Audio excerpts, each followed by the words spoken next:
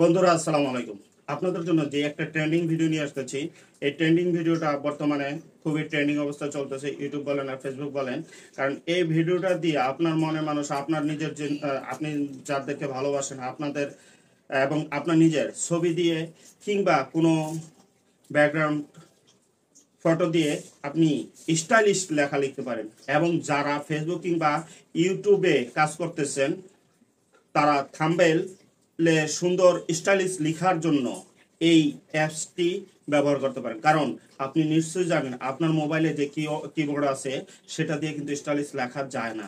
তাই স্টাইলিশ লেখাটা খুবই ট্রেনিং অবস্থায় চলতেছে। এই স্টাইলিশ লেখা কিভাবে লিখবেন আপনারা আমার সাথে ভিডিওটা কন্টিনিউ করবেন, শেষ পর্যন্ত দেখবেন।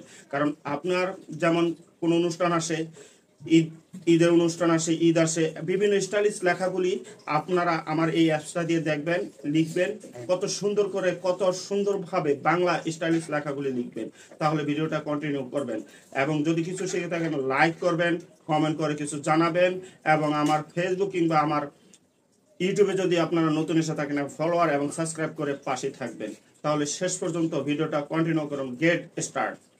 কথা না বারে চলে আসলাম মোবাইলের মূল স্ক্রিনে। স্টাইলিশ লেখা কিভাবে লিখবো এই একটা ট্রেন্ডিং ভিডিও বর্তমানে চলতেছে, সবাই ভিডিওটা কন্টিনিউ করেন।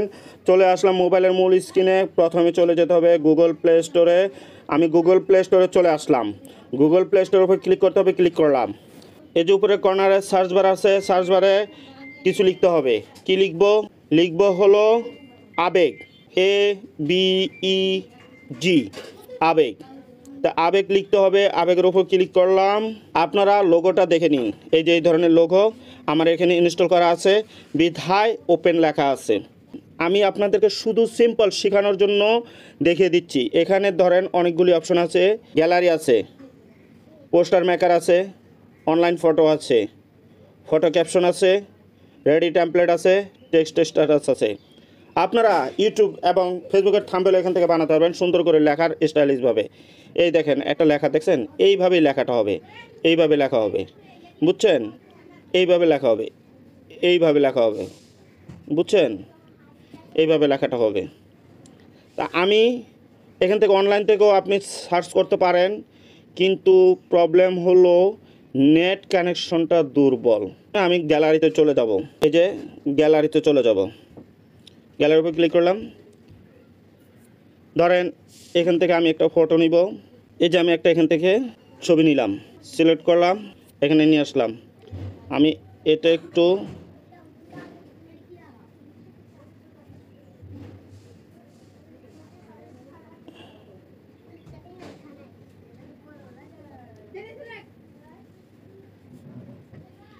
আমি ক্রপ করে নিলাম। ক্রপ করে এই যে টিক চিহ্নের উপর ক্লিক করলাম, কনফার্ম করলাম। এখন ধরেন আমি এখানে কিছু লিখব। কি লিখব দেখেন। লেখার জন্য কি করতে হবে? এই যে এখানে এই যে টেক্সট অপশন আছে, টেক্সট অপশনের উপর ক্লিক করতে হবে। ক্লিক করলাম, লেখার জন্য প্রসেসিং এসে গেল। এখন আমি লিখব, বাংলাতে লিখব, বাংলা করে নিলাম। কি লিখব? যার মন সুন্দর তার পৃথিবীটাই সুন্দর। যার মন সুন্দর তার পৃথিবীটাই সুন্দর। ওকে ক্লিক, ওকের উপর ক্লিক করলাম। দেখছেন? এখন যেটা করতে হবে একটু সাইজ করব। যার মন সুন্দর তার পৃথিবীটা সুন্দর। এই সুন্দর একটা লেখা লিখলাম, যার মন সুন্দর তার পৃথিবীটা সুন্দর। তো এখানে একটু আমি সাইজ করব, একটু বড় করব সাইজটা। এই লেখাটা একটু বড় করলাম, দেখেন বড় হয়ে গেল। তারপর আর একটু করতে হবে, একটু সাইজ একটু করতে হবে না তো লেখাটা। দেখছেন হয়ে গেল। হ্যাঁ, এই ওকে টিক করলাম। এখন যেটা করতে হবে, ধরেন আমি সাইজ করলাম, এখন একটু কালারিং করব, লাল কালার দিয়ে দিলাম। দেখছেন লাল কালার দিয়ে দিলাম।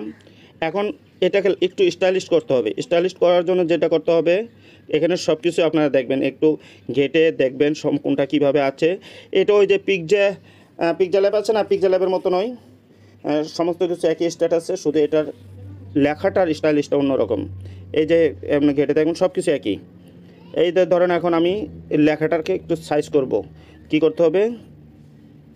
এই যে এ, অর্থাৎ এই যে ফন্ট আছে, এ, ডাবলে এই ফন্টের উপর ক্লিক করতে হবে, ক্লিক করলাম।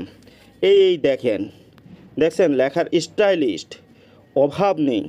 এই দেখেন সোলাইমান লিপি, দেখছেন ওই দেন লেখা শরীফ সন্দীপ, এই দেখেন কত সুন্দর লেখা আদর আর জমা ইউনিকেট, অর্থাৎ আপনার যেভাবে এই দেখেন এইখানে একটা লেখা দেখছেন কত সুন্দর স্টাইলিস্ট লেখা। তারপর আরও আছে এই যে কাজল সেজুতি, দেন কত সুন্দর লেখা। আমি আপনার যেটা পছন্দ হয়, এই যে হৈমন্তী, আপনার লেখা যেটা পছন্দ হয়, যেভাবে পছন্দ, এই যে মাহফুজ মাধবীলতা, দেখেন কত সুন্দর লেখা। আচ্ছা স্বামী মেশিতা, দেখছেন কত সুন্দর লেখা।